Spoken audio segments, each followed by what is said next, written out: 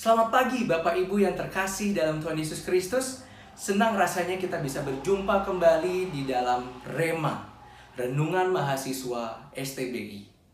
Pada pagi hari ini kita akan melanjutkan pembacaan kita dari Injil Yohanes pasal yang pertama. Hari ini kita akan meneruskan di ayat yang ke-29 sampai dengan yang ke-34. Mari kita siapkan Alkitab kita untuk membaca perikop ini.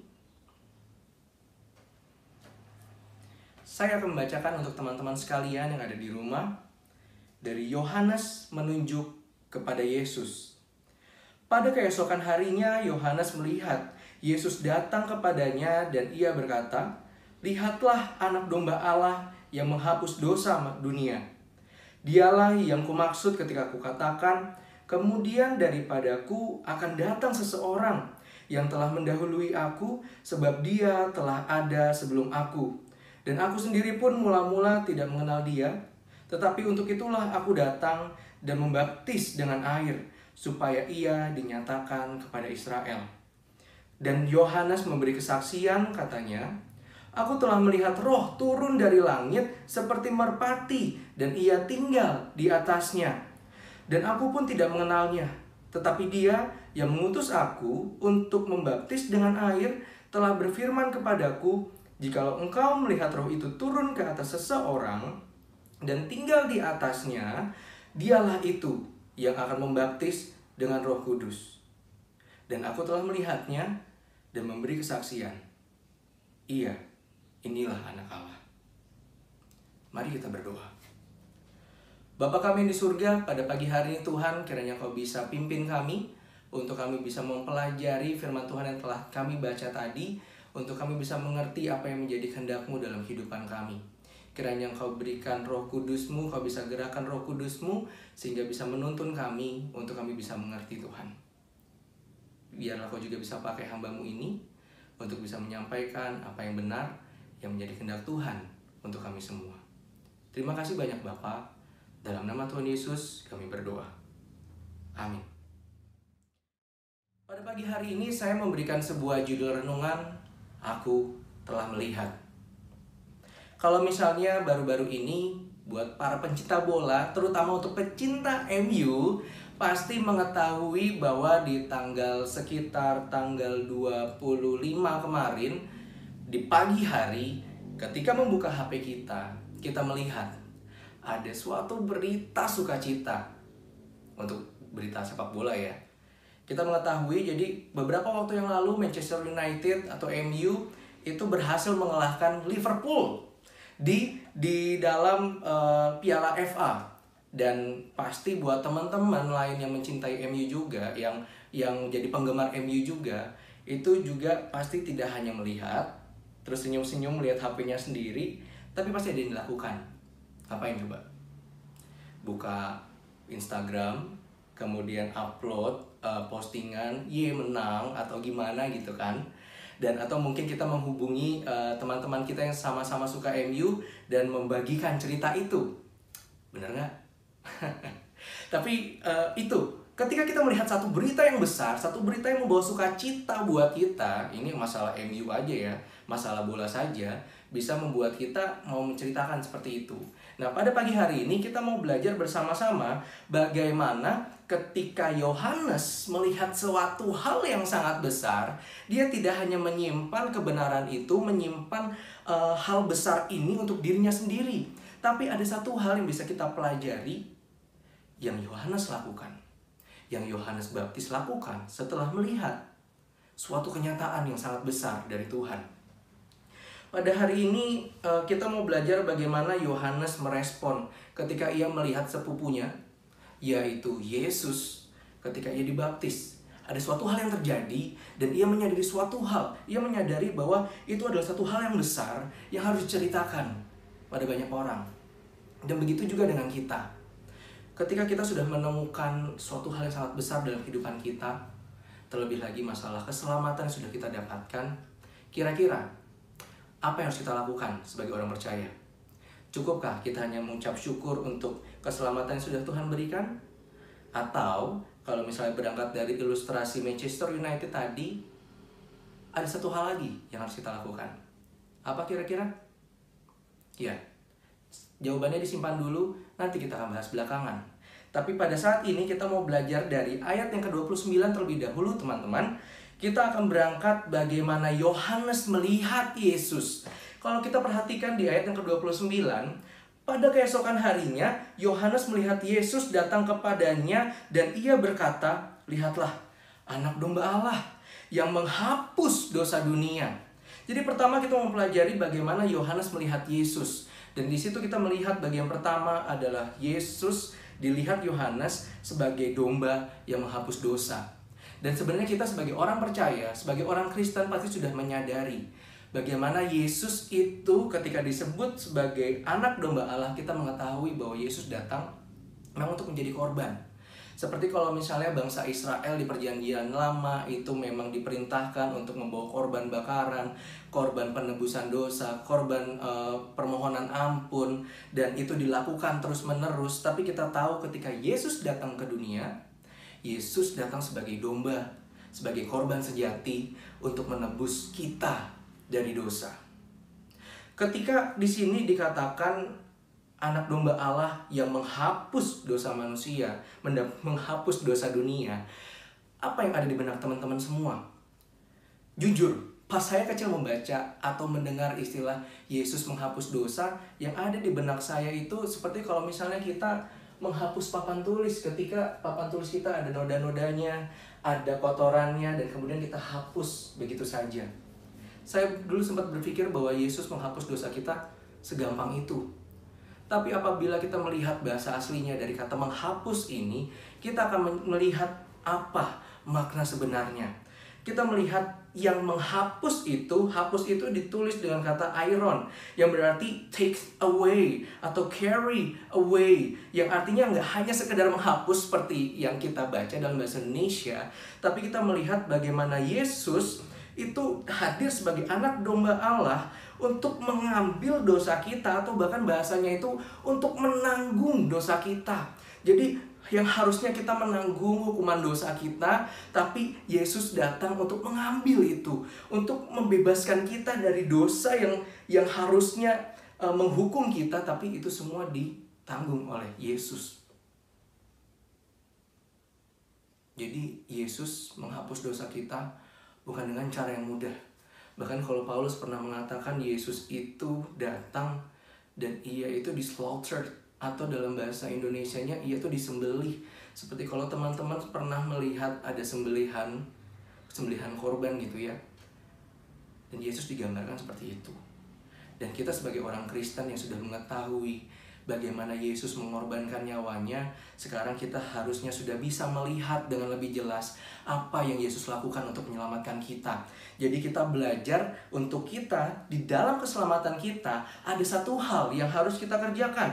Kalau misalnya kita melihat di ayat selanjutnya, di ayat 30 dikatakan, "Dialah yang kumaksud ketika kukatakan, kemudian daripadaku, after me, akan datang seseorang yang telah mendahului aku, before me. Dan sebab dia telah ada sebelum aku." Dan di sini ketika akhirnya Yohanes Pembaptis menyadari siapa Yesus, ia menyadari posisinya. Yohanes memang datang duluan dalam pelayanan untuk membaptiskan, membuka jalan bagi Mesias. Tapi ketika akhirnya Yohanes tahu Mesiasnya sudah ada, dia tahu posisinya. Walaupun ia datang yang lebih pertama, tapi ia memberikan posisi utama itu kepada Yesus Kristus Sang Mesias. Dan di sini kita juga belajar, teman-teman, bagaimana kita sebagai orang yang telah diselamatkan, yang dulunya kita diperbudak oleh dosa dan kita sudah dibebaskan dan menjadi anak Allah, kita belajar untuk memposisikan Tuhan sebagai yang pertama. Jangan sampai ketika kita sudah diselamatkan, kita masih mau hidup dengan cara kita sendiri. Tidak, teman-teman. Seperti Yohanes Pembaptis di sini mengatakan, ya, dia menyadari Allah lah yang harus didahulukan, Mesias lah yang harus didahulukan. Karena itu dalam kehidupan kita juga belajar demikian, mengutamakan Tuhan dalam kehidupan kita. Kemudian ketika kita berangkat ke ayat yang ke-31, jadi setelah Yohanes melihat siapa Yesus yang adalah Mesias.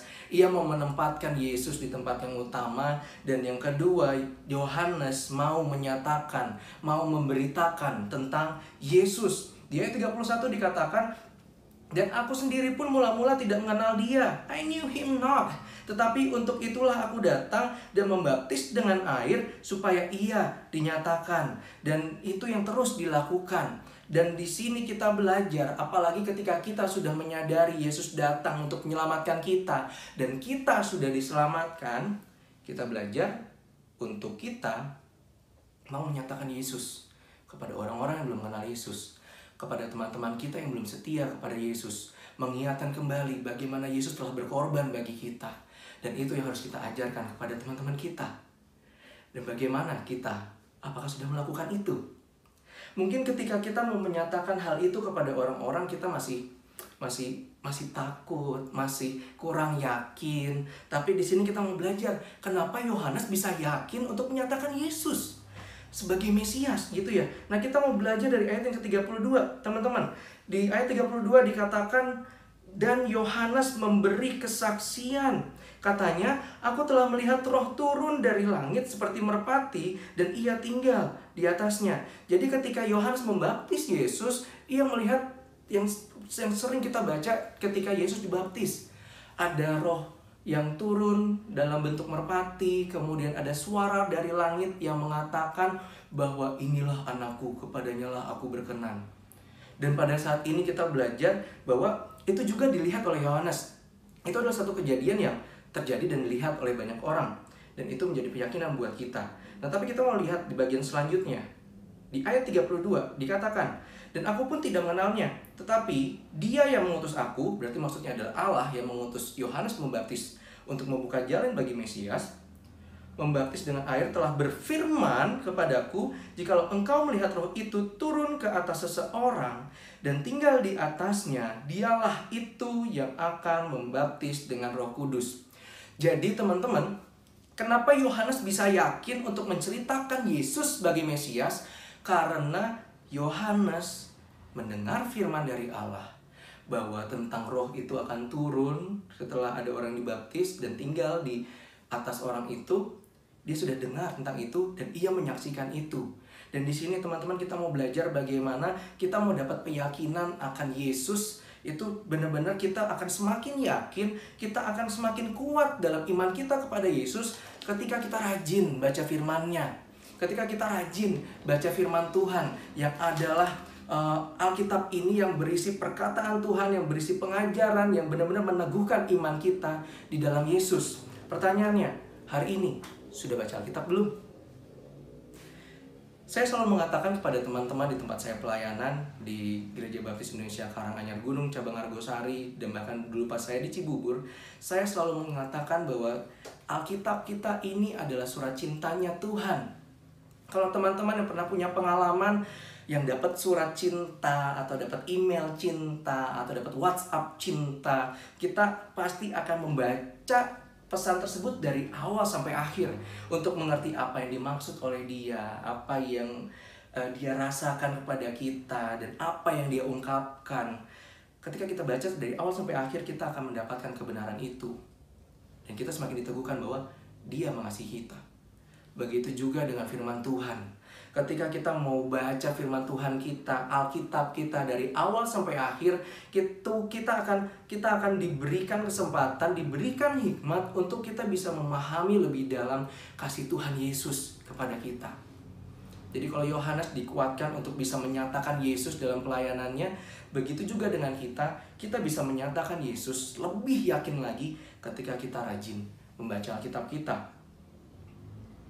Itu ya teman-teman. Kita akan mendapatkan pernyataan itu dari Tuhan ketika kita baca Alkitab. Roh Kudus akan membimbing kita untuk bisa mengerti pembacaan kita. Kenapa Israel harus begitu? Kenapa Yesus harus lahir pada saat itu? Kenapa Yesus harus disalibkan? Apa hubungannya dengan kehidupan saya? Ketika kita sudah yakin akan juru selamat kita, pembacaan Alkitab ini akan meneguhkan iman kita.